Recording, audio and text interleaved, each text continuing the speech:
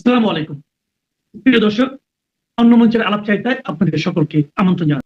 দর্শক, আপনাদের জ্ঞাতার্থে জানিয়ে রাখি যে গতকালকে এখন বর্তমান সরকারের যিনি পররাষ্ট্রমন্ত্রী খলিলুর রহমান, তিনি আমাদের বিদেশমন্ত্রী ডক্টর এস জয়শঙ্করকে ফোন করেছিলেন তার এই 27 তারিখ ভারতে আসার বিষয়ে। তা বিভিন্ন কথাবার্তার মধ্যে একটা কথা খুব একেবারে ডটেড লাইন বলে দেওয়া হয়েছে যে ভারতের সঙ্গে যে চুক্তিটা হয়েছিল, বিএনপির শীর্ষ নেতা তারেক রহমানের, সেখানে 10টি পয়েন্টের মধ্যে একটি পয়েন্ট এটা ছিল যে যত নিরপরাধ আওয়ামী লীগ কর্মী, নেতা, লেখক, শিল্পী, বুদ্ধিজীবী এবং সাধারণ সমর্থক যাদেরকে ফলস মামলা দিয়ে ঢুকিয়ে দেওয়া হয়েছিল, তাদেরকে যথাশীঘ্র সম্ভব ছাড়তে হবে। এটা আমি আগের ভিডিওতে কিন্তু বলেছিলাম, আপনাদের স্মরণে আছে কিনা আমি জানি না। তো আর 12 তারিখে ইলেকশন হয়েছে, গতকালকে হচ্ছে 24 তারিখ। ডক্টর জয়শঙ্করের বক্তব্য হলো, এই যে 12টা দিন কেটে গেল, এর মধ্যে আপনারা দু চারজন করে ছাড়ছেন, এ খবর আমরা পাচ্ছি, কিন্তু যে বাল্ক পরিমাণে আপনাদেরকে অবৈধভাবে যে গ্রেপ্তার করা হয়েছিল এবং জামিন পাওয়ার পর তাদেরকে ফের গ্রেপ্তার করে আবার নয়া মামলা দিয়ে তাদেরকে আবার ঢুকিয়ে দেওয়া হয়েছিল এবং তাদের যে অমানবিকভাবে রাখা হয়েছে, জেলের মধ্যে যেভাবে মৃত্যু হয়েছে, সেইগুলো সুষ্ঠু তদন্ত কি হচ্ছে না হচ্ছে, এবং এই সমস্ত নেতাকর্মীরা এবং লেখক, শিল্পী, বুদ্ধিজীবী যারা ওই সময়তে মুখ খুলেছেন, যাদেরকে আটক করা হয়েছিল এবং তাদেরকে বিভিন্ন মামলায় ঢুকিয়ে দেওয়া হয়েছিল, তাদেরকে কবে এবং কত দিনের মধ্যে তাদেরকে ছাড়া হবে, এ ব্যাপারে সম্পূর্ণ একটা লিখিত রিপোর্ট ভারতবর্ষের কাছে নিয়ে আসবেন। একদম ইন ডটেড লাইন বলে দেওয়া হয়েছে। ফলে এই যে জয়শঙ্করজি ওনাকে বলে দিয়েছেন না, এইটা বলে দেওয়াটা হচ্ছে রেড সিগন্যাল, যে চুক্তি হয়েছিল সেই চুক্তি অনুযায়ী না চললে তাহলে কিন্তু ভারতবর্ষ শান্তিতে বসতে দেবে না। অনেকগুলো চুক্তি আছে, তার মধ্যে যেটা মেইন চুক্তি, যেটা একটা অংশ যেটা আছে 10টার মধ্যে একটা, সেটা হচ্ছে এইটা। এখন আওয়ামী লীগের দিকে দিকে আস্তে আস্তে ছাড়া পাচ্ছে, এটা ঘটনা, কিন্তু যেভাবে আর কি তুলে নেওয়া হয়েছিল নানান মামলা দিয়ে, ঘরদোর পুড়িয়ে দেওয়া হয়েছিল, তাদের কোনো বিচার হয়নি। আজকে তো 12 দিন কেটে গেছে। সরকারে বসলে একটু সময় লাগে, এটা ঠিক এটা ঠিক, কিন্তু এই যে 12 দিন গেল, তার মধ্যে কি আইন বিভাগের যারা মন্ত্রিত্বের দায়িত্ব পেয়েছেন সেদিনই দায়িত্ব পেয়েছেন, তারপর দিন যদি যুদ্ধভিত্তিক পরিস্থিতিতে তারা যদি কাজে লাগতেন, কতগুলো মামলা দেওয়া হয়েছে, জামিনযোগ্য মামলা, জামিন অযোগ্য মামলা, দুটোকে আলাদা করতে কতক্ষণ সময় লাগে, কে ক্রিমিনাল কে ক্রিমিনাল নয়, কে কাকে নিরাপরাধ মানুষকে ডবল করে ঢুকিয়ে দেওয়া হয়েছে, কারা কারা মারা গিয়েছেন বিনা চিকিৎসায়, কাদের ওপরে অত্যাচার করা হচ্ছে, কাদের ভয় দেখিয়ে তাদেরকে বাড়ি ঘর ছাড়া করে দেওয়া হয়েছে, এই সমস্ত গুলো আপনার করতে কত সময় লাগতে পারে। অ্যাটলিস্ট আইনের ব্যাপার যেটা আছে সেটা তো খাতায় পত্রে লেখা আছে, যে খাতায় পত্রে যেটা লেখা আছে সেটা সমাধান করতে কত সময় লাগে। কালকে খলিলুর রহমান কিন্তু বেশ ছাড় খেয়েছেন আমাদের জয়শঙ্করের কাছে। জয়শঙ্করজি কথা বলেন খুব আস্তে এবং মিষ্টি মিষ্টি করে বলেন, কিন্তু কাঁটার মতো বেঁধে সেগুলো। তো জয়শঙ্করজি যা বলেছেন, তারপরে খলিলুর রহমান কিন্তু একটু আমতা আমতা করেছেন এবং উনি বলে দিয়েছেন, আপনি যখন 27 তারিখে আসবেন, এই পূর্ণ ডকুমেন্ট আপনাকে পুরো একেবারে রেডি করে নিয়ে আসতে হবে এবং আপনাকে লিখিতভাবে দিতে হবে যে কতদিনের মধ্যে এই সমস্ত আওয়ামী লীগ কর্মী, নেতা কর্মী যারা রয়েছে নিরাপরাধ, অপরাধীদের ব্যাপারে আমরা বলছি না, তারা আপনার বিচার করুন, সে ব্যাপার আলাদা, কিন্তু নিরপরাধ কর্মী, নেতা, তারপরে লেখক, শিল্পী, বুদ্ধিজীবী, নাট্যকার, যারা যারা আছে, সাধারণ মানুষ, এদেরকে আপনারা জোর করে জেলে এই ইউনূস সরকার ঢুকিয়েছিল। আপনারা বলেছিলেন এসে 7 দিনের মধ্যে আপনারা ব্যবস্থা করে নেবেন। আজকে 12 দিন হয়ে গেছে, 12 দিনের মধ্যে আপনারা এক চুল ব্যবস্থা করেনি। 2-10 জনকে ছাড়ছেন, এখানে এখানে 10 জন, ওখানে 20 জন, ধরেছেন তো 10,000-এর ওপরে, 10-15 হাজারের ওপরে। সেখানে যদি 10টাকে ছাড়েন তাহলে শতাংশ হিসেবে কোথায় আসে? এই নিয়ে ব্যাপক তোপ হয়েছে গতকালকে। এই তোপ হওয়ার পর এখন বিএনপির কিন্তু একটু টনক নড়বে, অন্তত বিচার বিভাগের একটুখানি টনক নড়বে। এবং যদি মানে মানে পরিকল্পনাটা কি, পরিকল্পনা তাদেরকে ছাড়া হবে না ছাড়া হবে, সেটা যদি লিখিত ফরম্যাটে সন্তোষজনক উত্তর হিসেবে ভারতের কাছে না পৌঁছায়, তাহলে কিন্তু এই সরকারের কপালে কিন্তু দুঃখ আছে। কারণ এটার শর্ত নাম্বার 2 ছিল। শর্ত নাম্বার 1 ছিল যে এই যে ট্রাইব্যুনালে শেখ হাসিনার যে সমস্ত বিচার কার্য হয়েছে, তাকে তার প্রতি যে আইনি ওই কি বলে বেআইনি আপনার ফাঁসির আদেশ হয়েছে, শাস্তির ব্যবস্থা হয়েছে, হ্যাঁ, সেই সমস্ত ওইটাকে আগে ব্যবস্থা করতে হবে, মামলাটা তুলতে হবে। 2 নম্বরে ছিল আওয়ামী লীগ কর্মীদের ছেড়ে দেওয়ার ব্যাপারটা। দুটোর কোনোটাই কিন্তু এখনো পর্যন্ত কাজ এগোয়নি। কি হয়েছে না, তাজুলকে শুধুমাত্র সরিয়ে দেওয়া হয়েছে, তাকে এখনো অ্যারেস্টও করা হয়নি। তার মানে ভারতের কাছে কি বার্তা যাচ্ছে? যে ভারতের মাথায় হাত বুলিয়ে কাজ সারা? ভারত কিন্তু সেই দেশ নয় যে ভারতকে মাথার উপরে হাত বুলিয়ে আমি কোনো রকমে আমি সে কাজ সেরে দিলাম, সেরকম নয়। ইমিডিয়েটলি তাকে বাংলাদেশের সরকারকে লিখে দিতে হবে যে এত দিনের, সেটা 1 মাস হতে পারে, 2 মাস হতে পারে, এত দিনের মধ্যে সমস্ত অবৈধ যারা জেলে রয়েছে, আটকে রাখা হয়েছে ইউনূস সরকারের আমলে, তাদের প্রত্যেককে জামিনে মুক্ত করতে হবে। এবং তাদের দ্বিতীয়বার কোনো মামলায় অ্যারেস্ট করা যাবে না। যদি দোষ করে সেটা আলাদা কথা, কোথাও কোনো ক্রাইম করলো, তাদের ধরা পড়লো, সেটা আলাদা কথা। কিন্তু মিছিল করছে, আপনারা ধরে নিয়ে পুড়ে দিলেন। 12 দিন সময় চলে গেল, তাও আপনারা এখনো কিছু করতে পারলেন না। যদি এইগুলো না হয়, আর তাজুলের বিরুদ্ধে যদি ব্যবস্থা না নেওয়া হয়, আর শেখ হাসিনার বিরুদ্ধে যে করা মামলাগুলো, সেইগুলো যদি তোলার ব্যবস্থা যদি না হয় এবং লিখিত ফরম্যাটে যদি না নিয়ে আসেন, তাহলে ভারতবর্ষ কিন্তু এটাকে খুব একটা ভালো চোখে দেখবে না। সেই বার্তা কিন্তু তার কাছে পৌঁছে দেওয়া হয়েছে। এইবার খলিলুর রহমানের কাছে হয়ে গেছে একটা বড় কাজ, যে আইন বিভাগের সঙ্গে বসে এখন সমস্ত মামলাপত্র ঘেটে যা আছে না আছে এনে একটা হিসেব করে ভারতবর্ষের কাছে দাখিল করা এবং টাইম ফ্রেম ঠিক করে দেওয়া যে এই সময়ের মধ্যে আমরা এই সমস্ত মামলা তুলে নিয়ে এদেরকে রিলিজ করে দেবো। যদি না হয় তাহলে পরে ভারতবর্ষ তার কাজ করবে। সুতরাং বুঝতেই পারছেন, আওয়ামী লীগ কর্মীদের নিয়ে ভারতবর্ষ যে ভাবছিল, এর মধ্যে হিন্দুরাও রয়েছে, নির্যাতিত হিন্দুরাও রয়েছে। তারা যারা মামলা করতে গেছিল, তাদের মামলা নেওয়া হয়নি। যারা নির্যাতনে যারা খুন হয়েছেন, যাদেরকে ফাঁসিতে লটকে দেওয়া হয়েছে, পুকুরে চুবিয়ে মারা হয়েছে, সেই সমস্ত দোষীদেরও খুঁজে খুঁজে বার করতে হবে এবং সময় লাগুক, কিন্তু করতে হবে। এইটা কিন্তু নিশ্চিত করতে হবে বাংলাদেশ সরকারকে। তবেই বাংলাদেশ সরকারের কিন্তু বাকি কাজগুলো হবে। এই গঙ্গা জলবন্টন চুক্তি ফুক্তি এই যেগুলো রয়েছে না, সেগুলোও কিন্তু পরে হবে। আগে এই কাজগুলো করতে হবে, তারপর ওই সমস্ত কাজ হবে। এই খাদ্যপণ্য সরবরাহ স্বাভাবিক করা, কারেন্ট দেওয়া স্বাভাবিক করা, এই সমস্ত বললেই হবে না। আগে ভারতবর্ষে যে সমস্ত চুক্তি এগুলো ছিল, চুক্তি হয়েছিল ভারতবর্ষের সঙ্গে, সেই চুক্তিগুলো বাস্তবায়ন করতে হবে। আদারওয়াইজ কিচ্ছু হবে না। ডেডলাইন দিয়ে দেওয়া হবে যে এইটাই ডেডলাইনের মধ্যে আপনাকে করতে হবে। সুতরাং সবাই সুস্থ থাকুন, ভালো থাকুন, আশ্বস্ত থাকুন যে আওয়ামী লীগের কর্মীরা খুব শীঘ্রই ছাড়া পেয়ে যাবেন। সবাই ধন্যবাদ।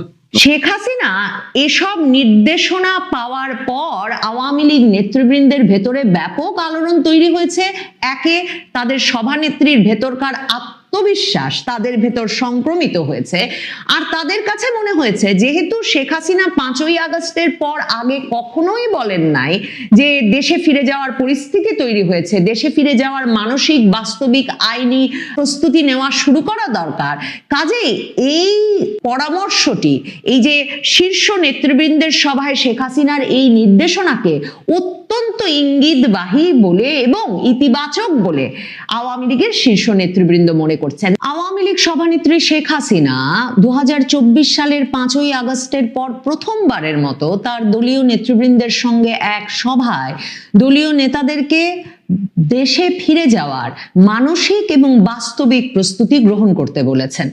শেখ হাসিনা এই সভায় এতটা আত্মবিশ্বাসের সঙ্গে দেশে ফিরে রাজনৈতিক কর্মকাণ্ডে সক্রিয় হওয়ার পরামর্শ দিয়েছেন তার দলের শীর্ষ নেতৃবৃন্দকে যে আওয়ামী লীগের শীর্ষ নেতাদের অনেকেই মনে করছেন যে শেখ হাসিনার কাছে নিশ্চয়ই কোনো গুরুত্বপূর্ণ পক্ষ থেকে সুস্পষ্ট এই ইঙ্গিত এসেছে যে বাংলাদেশের রাজনীতিতে আওয়ামী লীগের জন্য যথাযথ পরিসর সৃষ্টি করা হবে এবং সেটা খুব শিগগিরই হবে। শেখ হাসিনা কতগুলো সুনির্দিষ্ট নির্দেশনা দিয়েছেন বলে ওই সভায় উপস্থিত বিভিন্ন জনের সূত্রে জানা যাচ্ছে। সভাটি অনুষ্ঠিত হয়েছে ভার্চুয়ালি, বাংলাদেশ থেকে বিভিন্ন নেতা কর্মীরা সংযুক্ত হয়েছিলেন, শীর্ষ নেতৃবৃন্দরা সংযুক্ত হয়েছিলেন কলকাতা থেকে, আর দিল্লি থেকে সংযুক্ত হয়েছিলেন শেখ হাসিনা নিজে। কলকাতায় এক প্রেসিডিয়াম সদস্যের বাসায় আওয়ামী লীগের কার্যনির্বাহী পরিষদের কয়েকজন সদস্য সহ শীর্ষ নেতারা বসেছিলেন এ সভায়। শেখ হাসিনা সেখানে সরাসরি নির্দেশনা দেন যে একদিকে যেমন দেশে যে নেতাকর্মীরা আছেন তাদেরকে সক্রিয় করে তুলতে হবে যাতে সামনেই যে স্থানীয় সরকার নির্বাচন আসছে সে নির্বাচনে আওয়ামী লীগের তরফে তারা অংশ নিতে প্রস্তুত থাকেন।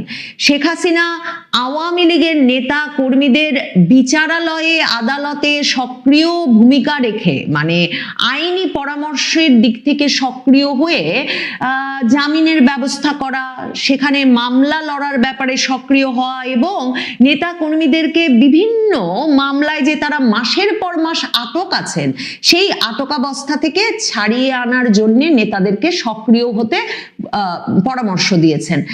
আওয়ামী লীগ সভানেত্রী শেখ হাসিনা পরামর্শ দিয়েছেন যে যারা বিদেশে আছেন, যে শীর্ষ নেতৃবৃন্দ, তাদেরকেও সক্রিয় হতে হবে যাতে তারা আইনিভাবে দেশে ফিরে আদালতে আত্মসমর্পণ করে কিংবা মামলা লড়ে নিজেদের মামলাগুলোর আইনি যেসব বাধা আছে সেগুলোর একটা মীমাংসা করতে পারেন। মানে যেভাবে বরাবর বাংলাদেশে আওয়ামী লীগ আমলে বিএনপি নেতৃবৃন্দ আর বিএনপি আমলে আওয়ামী লীগ নেতৃবৃন্দ শত শত মামলা একরকম ঘাড়ের ওপর রেখে রাজনীতি করে গেছেন, সেই পরিসরটা সৃষ্টি করার জন্য যে আইনি ব্যবস্থা গ্রহণ প্রয়োজন শেখ হাসিনা বলেছেন তা যেন আওয়ামী লীগ নেতৃবৃন্দ দ্রুততার সাথে গ্রহণ করেন। শেখ হাসিনা এই বিষয়গুলো যখন এতটা আত্মবিশ্বাসের সঙ্গে পরামর্শ দিচ্ছিলেন, ওই সভায় উপস্থিত আওয়ামী লীগের শীর্ষ নেতৃবৃন্দের সকলেই তখন বক্তব্য রেখেছেন এবং তাদের অনেকেই আশঙ্কা প্রকাশ করেছেন যে যখন বিএনপি সরকারের দিক থেকে এখনো কোনো স্পষ্ট ইঙ্গিত পাওয়া যায় নাই যে তারা সত্যি রাজনৈতিক কার্যক্রমে যে নিষেধাজ্ঞা আছে আওয়ামী লীগের ওপর সেটা তুলে নেবে কিনা, শেখ হাসিনা অত্যন্ত আত্মবিশ্বাসের সঙ্গে বলেছেন এক অবৈধ অনির্বাচিত ইউনূস সরকার অধ্যাদেশের মাধ্যমে আওয়ামী লীগের যে রাজনৈতিক কার্যক্রম নিষিদ্ধ করেছে সেই পন্থাটাই অবৈধ, কাজেই সেই অবৈধ পন্থা দেশে বিদেশে কোথাও গ্রাহ্য করা হবে না। শেখ হাসিনা বলেছেন যে সন্ত্রাস বিরোধী আইনের আওতায় এই যে আওয়ামী লীগের রাজনৈতিক কার্যক্রমের উপর নিষেধাজ্ঞা আরোপ করা হয়েছে, দেশে বিদেশে কোথাও একটি নির্বাচিত সরকার, সেটা বিএনপি সরকার হলেও প্রমাণ করতে পারবে না যে আওয়ামী লীগ দল হিসেবে এমন কোনো সন্ত্রাসবাদী কার্যক্রমে কখনো জড়িত ছিল যে কারণে সন্ত্রাস বিরোধী আইনের আওতায় রাজনৈতিক কার্যক্রম নিষিদ্ধ করে রাখা যায় আওয়ামী লীগের। এবং শেখ হাসিনা বলেছেন একটা নির্বাচিত সরকার বিএনপি সরকারের পক্ষ পক্ষে আওয়ামী লীগের মতো একটা ঐতিহ্যবাহী বৈধ রাজনৈতিক দলকে বছরের পর বছর, দিনের পর দিন, মাসের পর মাস বাধা সৃষ্টি করে রাজনৈতিক পরিসরের বাইরে জবরদস্তি করে রাখা কোনোভাবেই তার ভাবমূর্তির জন্য দেশে বিদেশে মঙ্গলজনক হবে না। শেখ হাসিনা এই যে রাজনৈতিক কার্যক্রমে আওয়ামী লীগের ওপর যে নিষেধাজ্ঞা, সে বিষয়টাকেই বিএনপি সরকার ক্ষমতায় আসবার পর যে এতটা মানে একরকমের তুচ্ছ করে দেখছেন, তাতে স্পষ্ট এমন ইঙ্গিত আওয়ামী লীগের নেতৃবৃন্দ পেয়েছেন যে একটা অনির্বাচিত অবৈধ ইউনূস সরকারের শাসনামল শেষে একটা নির্বাচিত রাজনৈতিক সরকার দেশে ফেরার পর শেখ হাসিনা একটা গণতান্ত্রিক রাজনৈতিক পরিবেশ প্রত্যাশা করছেন। ইউনূস সরকারের আমলে আওয়ামী লীগ কিন্তু আন্তর্জাতিক অপরাধ ট্রাইব্যুনাল থেকে উচ্চ আদালত, কোনো আদালতে তার নেতাদের জন্য সক্রিয়ভাবে দলীয়ভাবে কোনো আইনি পরামর্শক দল গঠন করে তাদের জামিনের ব্যবস্থা কিংবা তাদের মামলা লড়ার ব্যবস্থা করতে সক্রিয় হয় নাই। কারণ শেখ হাসিনা সহ আওয়ামী লীগ বারবার বলে এসেছেন যে ইউনূস সরকারের এই বিচার যে কার্যগুলো পরিচালনা করছে, সেগুলোকে এই অবৈধ সরকার, ইউনূস সরকার এমনভাবে প্রভাবিত করার চেষ্টা করছে যে মামলা লড়ে এই সময়ে আওয়ামী লীগের নেতৃবৃন্দের তরফে কোনো লাভ পাওয়ার কিংবা কোনো আইনি প্রতিকার পাওয়ার কোনো সম্ভাবনা নাই। শেখ হাসিনা এই সভায় প্রথমবারের মতো এই পরামর্শ দিয়েছেন বলে খবর বেরিয়েছে যে তিনি বলেছেন একটা আইনি পরামর্শক দল গঠন করা উচিত, যেই আইনি পরামর্শক দলটি আওয়ামী লীগের যে শীর্ষ নেতৃবৃন্দ মাসের পর মাস ধরে কারাগারে আটক আছেন এবং এদের অনেকের বিরুদ্ধে এখনো কোনো আনুষ্ঠানিক অভিযোগ আনা হয় নাই, আন্তর্জাতিক অপরাধ ট্রাইব্যুনালের মামলায়, হত্যা মামলায়, তাদের যাতে জামিনের ব্যবস্থা করা যায়, তাদের যাতে সুবিচার পাওয়ার ব্যবস্থা করা যায়, সেজন্য যাতে আওয়ামী লীগের উদ্যোগে, দলের উদ্যোগে একটা আইনি পরামর্শক দল গঠন করা হয়।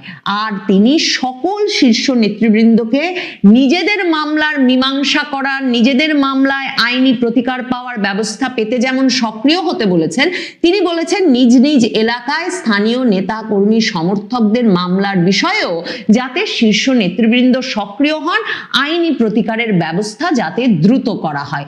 শেখ হাসিনা এসব নির্দেশনা পাওয়ার পর আওয়ামী লীগ নেতৃবৃন্দের ভেতরে ব্যাপক আলোড়ন তৈরি হয়েছে।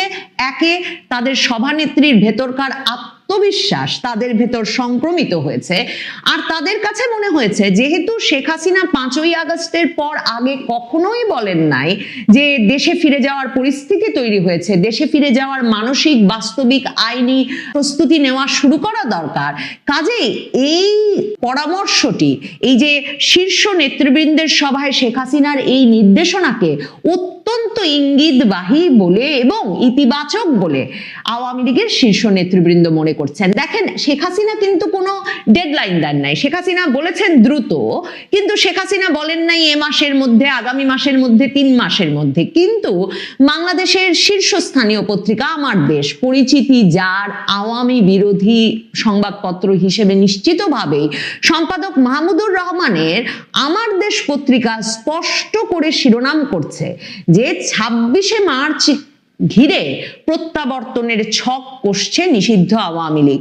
এবং আমার দেশ পত্রিকা বলছে যে শেখ হাসিনার নির্দেশনায় এই যে 12ই ফেব্রুয়ারির নির্বাচনের দিন থেকে আওয়ামী লীগ নেতা কর্মী সমর্থকেরা সারা দেশে বিভিন্ন জায়গায় আওয়ামী লীগ কার্যালয় খুলে সেখানে শেখ হাসিনা বঙ্গবন্ধুর ছবি লাগিয়েছে, স্লোগান দিয়েছে, সেসব ছবি ভিডিও আবার সামাজিক যোগাযোগ মাধ্যমে প্রচার করেছে। আমার দেশ পত্রিকা বলছে সারা দেশের অন্তত 39টি জায়গায় আওয়ামী লীগ কার্যালয় খুলে ফেলেছে 12 তারিখ থেকে। আমার দেশ বলছে এটা একটা বড় নিশানা যে আওয়ামী লীগ খুব শিগগিরই রাজনীতিতে ফিরছে এবং সক্রিয়ভাবে ফিরছে এবং প্রশাসন তাদেরকে সেভাবে বাধাগ্রস্ত করছে না। যদিও আমার দেশ 39টি স্থানে আওয়ামী লীগের কার্যালয় খোলার কথা বলছে, কিন্তু অনেক জায়গা থেকে কিন্তু এ খবরও এসেছে যে আওয়ামী লীগ নেতৃবৃন্দ গিয়ে বা নেতা কর্মী সমর্থকেরা গিয়ে কার্যালয়গুলো খোলার পর আবার বৈষম্য বিরোধী ছাত্র আন্দোলন, এনসিপির নেতা কর্মী নামে একদল গিয়ে সেই কার্যালয়গুলো আরেক দফা ভাঙচুর করেছে, তালা লাগিয়েছে। কিন্তু এই যে আওয়ামী লীগের কার্যালয় খোলা সারা দেশে, সেটা যে আওয়ামী বিরোধী রাজনৈতিক শিবিরে বড় ধরনের আশঙ্কা, আতঙ্ক এবং উদ্বেগ তৈরি করেছে, সেটা আমার দেশ পত্রিকা স্পষ্ট করে লিখছে। আমার দেশ পত্রিকা বলছে 26শে মার্চে জাতীয় স্মৃতিসৌধে ফুল দেওয়ার মাধ্যমে আনুষ্ঠানিক প্রত্যাবর্তন ঘোষণার পরিকল্পনা নাকি আছে আওয়ামী লীগের। আমার দেশ বলছে শেখ হাসিনা তাই খুব শিগগিরই 26শে মার্চের কর্মসূচি ঘোষণা করবেন। সম্ভবত এই যে 21শে ফেব্রুয়ারিতে দেশের বিভিন্ন জায়গার শহীদ মিনারে আওয়ামী লীগের নেতা কর্মী সমর্থকদের কেউ কেউ পুষ্পস্তবকে শেখ হাসিনার পক্ষে পুষ্পস্তবক, শেখ হাসিনার পক্ষে শ্রদ্ধাঞ্জলি লিখে পুষ্পস্তবক অর্পণ করেছেন এবং সেসব ছবি সামাজিক যোগাযোগ মাধ্যমে এসেছে। সম্ভবত আমার দেশ পত্রিকা তার ভিত্তিতে বা সেসবের সূত্র ধরেও এমন একটা সন্দেহ বা আশঙ্কা প্রকাশ করে থাকতে পারে। আমার দেশ বলছে স্বাধীনতা দিবসের আবেগ ও জাতীয় চেতনাকে ঢাল হিসেবে ব্যবহার করে আওয়ামী লীগ রাজনীতিতে ফেরার সুদূর প্রসারী ও বিতর্কিত পরিকল্পনা হাতে নিয়েছে। এই যে শেখ হাসিনা কি নির্দেশনা দিচ্ছেন দিল্লি থেকে, সে প্রসঙ্গেও আমার দেশ লিখছে, আমার দেশও বলছে যে আদালতে সক্রিয় হওয়ার কথা ভাবছে আওয়ামী লীগ। তারা বলছে যে পরিকল্পনার অংশ হিসেবে দিল্লি থেকে শেখ হাসিনা অনলাইন প্ল্যাটফর্মের মাধ্যমে এই নির্দেশনা দিয়েছেন যে পলাতক মাঝারি ও তৃণমূল পর্যায়ের নেতারা দেশে ফিরবে এবং তাদের কৌশল হলো দেশে ফিরে আত্মসমর্পণ বা গ্রেফতার হওয়া, এরপর জেলখানাকে কেন্দ্র করে নেতা কর্মীদের আবেগ জাগিয়ে তোলা এবং আদালতের বারান্দায় হাজির হওয়ার সময় গণমাধ্যমের একাংশকে ব্যবহার করে একটা মজলুম ইমেজ তৈরি করা। এছাড়া জেলে থাকা নেতাদের ঘিরে নিজ বলয়ের নেতাকর্মীদের উজ্জীবিত করা এবং পরিবারের সদস্যরা নিয়মিত জেলখানায় গিয়ে দেখা করার মাধ্যমে দলীয় যোগাযোগ বাড়ানো। এসব প্রসঙ্গে কিন্তু ওই সভায় কথা হয়েছে। বরিশালের একজন সাবেক সংসদ সদস্য আদালতে গিয়ে আত্মসমর্পণ করেছেন এবং জামিন পেয়েছেন। আওয়ামী লীগের একজন সাবেক নারী সংসদ সদস্য, তিনি কয়েক মাস জেল খাটার পর সম্প্রতি জামিন পেয়েছেন। এই ইঙ্গিতগুলোকে অত্যন্ত ইতিবাচক হিসেবে দেখা হচ্ছে এবং এই আলাপটা হয়েছে যে আওয়ামী লীগের নেতৃবৃন্দকে, শীর্ষ নেতৃবৃন্দকেও দেশে ফিরে আইনিভাবে তাদের বিরুদ্ধে মামলাগুলো মোকাবেলা করতে হবে, যাতে তাদের দেশে থাকার নেতা কর্মী সমর্থকেরা আস্থা পান যে তারা যে জুলুমের মধ্য দিয়ে গেছেন তাদের নেতারাও সেই জুলুমের মধ্য দিয়ে যেতে একরকমের প্রস্তুত। আমার দেশ পত্রিকা বলছে যে বিএনপির উচ্চ পর্যায়ের একাধিক দায়িত্বশীল সূত্রের সঙ্গে যোগাযোগ করেও তারা কিছুতেই জানতে পারে নাই যে বিএনপি আওয়ামী লীগের রাজনৈতিক প্রত্যাবর্তনের বিষয়টিকে কিভাবে দেখছে বা কিভাবে মোকাবেলা করতে চায়। আমার দেশ বলছে যে মনে হয়েছে সরকার এখনো চূড়ান্ত কৌশল নির্ধারণ করতে পারেনি এবং সেই বিষয়টা উদ্বেগজনক। আওয়ামী লীগ বিএনপির এই অবস্থানটিকেই এই সময়ে অত্যন্ত ইতিবাচক বলে মনে করছে এবং এই সুযোগটি পূর্ণাঙ্গভাবে কাজে লাগাতে চাইছে।